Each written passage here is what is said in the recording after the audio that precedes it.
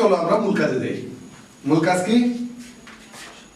তাপমাত্রা বিভিন্ন স্কেলের মধ্যে সম্পর্ক। স্কেলগুলো আমরা জেনে নিয়েছি এবং এদের মধ্যে কি সম্পর্ক রয়েছে, অর্থাৎ সি, এফ এবং কে এর মধ্যে কি সম্পর্ক আছে সেটা আমাদের জানা দরকার। সি, এফ, কে, তাই না? সেলসিয়াস, ফারেনহাইট, কেলভিন, এদের মধ্যে কি সম্পর্ক আছে সেটা আমরা দেখব। চলো, এর জন্য আমাদের করতে হবে কি, সেলসিয়াস স্কেলের জন্য একটা থার্মোমিটার,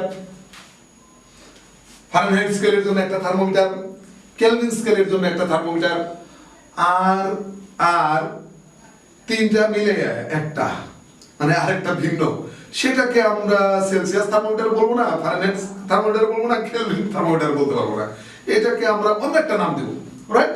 তো ওই নামটাই আগে দিয়ে নিই, আর ওইটাকে আমরা ভিন্ন কালারে নির্ধারণ করি। এইটা হচ্ছে একটা থার্মোমিটার, মনে করো এটা একটা থার্মোমিটার, আসলে এক্সাক্ট থার্মোমিটার রাখলাম না কিন্তু আমি, একটা থার্মোমিটার। মনে করো এই থার্মোমিটারের এই পর্যন্ত আমাদের বরফ আছে, এই যে এইখান থেকে নিয়ে এই পর্যন্ত, ধরো এইখান থেকে এই পর্যন্ত মনে করো কি পারদের স্তম্ভ এই পর্যন্ত, এইখান থেকে এই পর্যন্ত পারদ স্তম্ভ, একটু মোটা করে এঁকে দিলাম পারদ স্তম্ভ।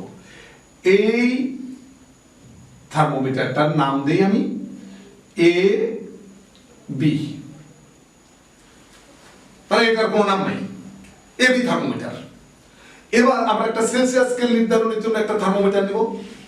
তো এই এবি থার্মোমিটারের এই যে পি বিন্দু পর্যন্ত বরফের স্তম্ভ উঠে গেছে এখান থেকে, এই জন্য এই বিন্দুটাকে আমরা পি বিন্দু ধরি। পি বিন্দু পর্যন্ত বরফ পারদের স্তম্ভ উঠেছে। তেমনি একটা সেলসিয়াস স্কেল নেই, এবার এটা অন্য কালারে দেব, সেলসিয়াস স্কেল অন্য কালারে দেব। আমার কাছে এতগুলো কালারের পেন নেই, কিন্তু আমি একটা শুধু এইটাকে আমি অন্য কালার নিয়েছি, আর সবগুলো কিন্তু এই এক কালারে নিতে হবে, কালো কালারের। এইটা সেলসিয়াস স্কেল ধরে নেই, সুতরাং এখানে সি লিখবো, রাইট? আর সেলসিয়াস স্কেলের হিমাঙ্ক বা বরফ বিন্দু কত? 0, রাইট? আর বাষ্প বিন্দু কত? সেলসিয়াস স্কেলের বাষ্প বিন্দু এটা কিন্তু 100, রাইট? এটা আমরা লিখে নিলাম। আর ফারেনহাইট স্কেল নেই একটা, ফারেনহাইটের জন্য এটা, এই যে এটারও কিন্তু এই পর্যন্ত পারদ স্তম্ভ, এই পর্যন্ত পারদ স্তম্ভ, যদিও এটা আমাদের হিসাবে আসবে না, আমরা জাস্ট দেখিয়ে দিচ্ছি। এইটারও তাই, এই পর্যন্ত পারস্তম্ভ সমান উচ্চতায় আছে পারস্তম্ভ, কেননা একই তাপমাত্রা তিনটি স্কেলে কিভাবে পরিমাপ করছি সেটি আমরা দেখছি, তাই না? একই তাপমাত্রা কিন্তু হিসাব করছি। সো এটা ফারেনহাইট স্কেল। এর বরফ বিন্দু কত? 32, আর বাষ্প বিন্দু কত? 212, রাইট? এবার আমরা কেলভিন স্কেলটা নেই, কেলভিন স্কেলটার জন্য আরেকটা নিলাম, এবং এইটারও বরফ বিন্দু কত? 273, আর এটা কেলভিন স্কেল। সো এই পর্যন্ত বরফের বরফ, বারবার বলছি বরফ, আসলে এটা হবে পারদ, তাই না? এটা কে লিখলাম, আর এটার বাষ্প বিন্দু হবে 373, রাইট? দেখো এই যে এটা আমরা ধরে নিয়েছি এবি একটা থার্মোমিটার, আর এটা সেলসিয়াস স্কেলের থার্মোমিটার, এটা ফারেনহাইট স্কেলের থার্মোমিটার, এটা কেলভিন স্কেলের থার্মোমিটার, রাইট? এবার আসো এই যে এপি দূরত্ব, এপি, এখানে এপি বলতে পি আর এ বিন্দুর দূরত্ব বা পার্থক্য, তাহলে এটা এখানে কত? সি মাইনাস 0, এখানে এত কত? এফ মাইনাস 32, এখানে কত? কে মাইনাস 273, এপি। তাহলে আমি বলতে পারি এপি ইকুয়াল টু, এখানে বলতে পারি AP equal to C minus 0 Celsius স্কেলের জন্য, সি মাইনাস 0, আর দূরত্বটা কিন্তু উভয় প্রত্যেকটা স্কেলের জন্য সমান, পার্থক্যটা কিন্তু সমান। আর ওইটার জন্য কি? এফ মাইনাস 32, আর এটার জন্য কি?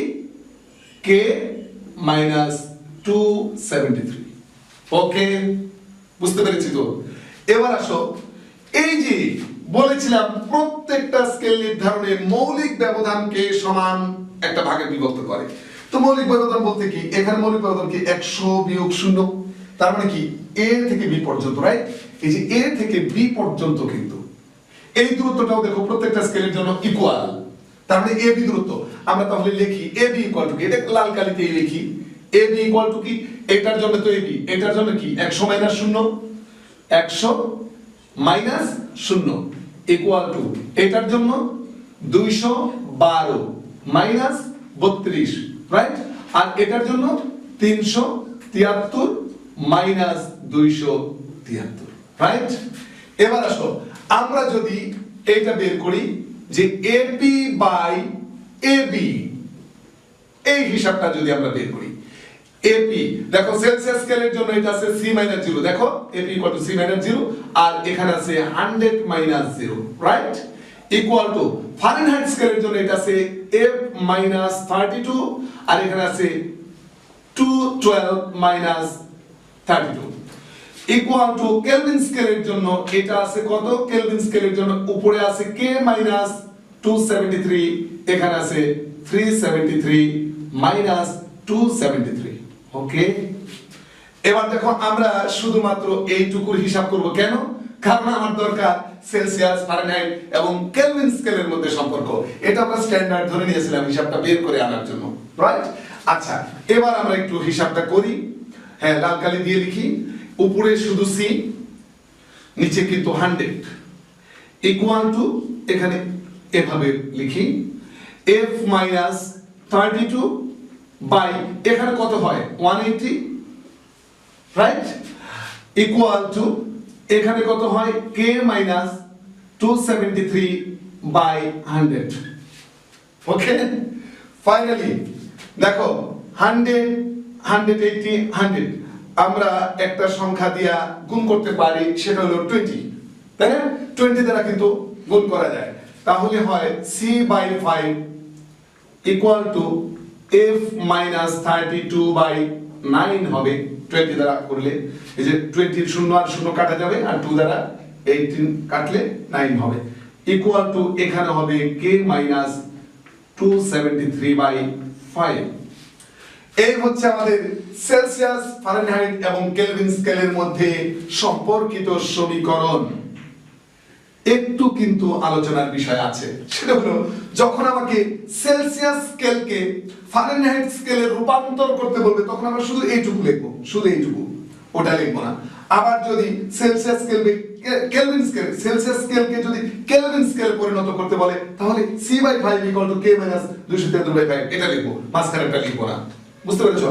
আবার যদি বলে ফারেনহাইট স্কেলকে কেলভিন স্কেলে কিংবা কেলভিন স্কেলকে ফারেনহাইট স্কেলে পরিণত করতে, তাহলে এই দুটো লিখবো, এটা লিখবো না, ওকে? এখন একটু দেখি তো এইটা আর এটা দুই প্রান্তের এই দুইটাকে লিখলে কি হয়, কেন এই দুইটা নেওয়ার এত শখ হলো কেন আমার? কারণ দুইটারই হর 5।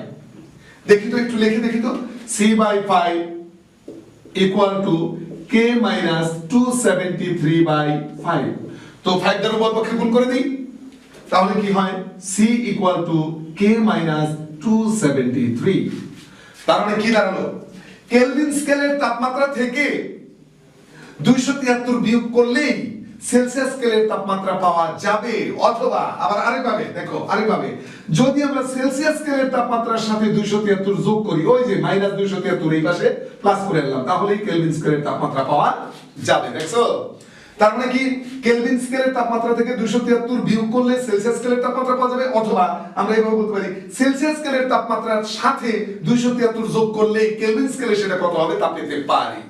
তাহলে এই দুটো তাপমাত্রা হিসাব কিন্তু খুব সহজ, আর এই দুটো আমাদের বসিয়ে বসিয়ে করতে হবে। তো আমরা সেটা করব, যেমন তোমাদের হোমওয়ার্ক হিসাবে দিতে পারি, আমি তোমাদেরকে বলতে পারি যেমন মানুষের শরীরে স্বাভাবিক তাপমাত্রা, তাই না? স্বাভাবিক তাপমাত্রা তোমরা জানো 98, তো এটাকে সেলসিয়াস স্কেলে কত হয়, তাহলে 98 তো ফারেনহাইট স্কেলে, ওই যে মানুষের শরীরের তাপমাত্রা মাপে যে থার্মোমিটার দিয়ে সেটা কিন্তু ফারেনহাইট স্কেলে দেখাঙ্কিত। সো 98 F এর জায়গায় বসিয়ে দাও, এই সূত্রটা লিখে F এর জায়গায় 98 বসিয়ে দাও, ক্যালকুলেশন করো, C এর মান বেরিয়ে আসবে, ওকে? তো এভাবে আরো হতে পারে কোন তাপমাত্রা সেলসিয়াস এবং ফারেনহাইট স্কেলে একই পাঠ দিবে, কোন তাপমাত্রা, তার মানে C এর মানও যা F এর মানও তাই, ধরে নাও সেই তাপমাত্রা X, তাহলে এই সূত্রটা লিখে C এর জায়গায় X, F এর জায়গায় X বসাও, তারপরে ক্যালকুলেশন করে দেখো X এর মান কত আসে, সেটাই সেলসিয়াস ও ফারেনহাইট স্কেলের একই পাঠ। তার মানে ওই তাপমাত্রায় সেলসিয়াস স্কেলেও যে পাঠ দিবে ফারেনহাইট স্কেলেও একই পাঠ দিবে। আমরা এগুলা করবো ইনশাআল্লাহ, তাই না?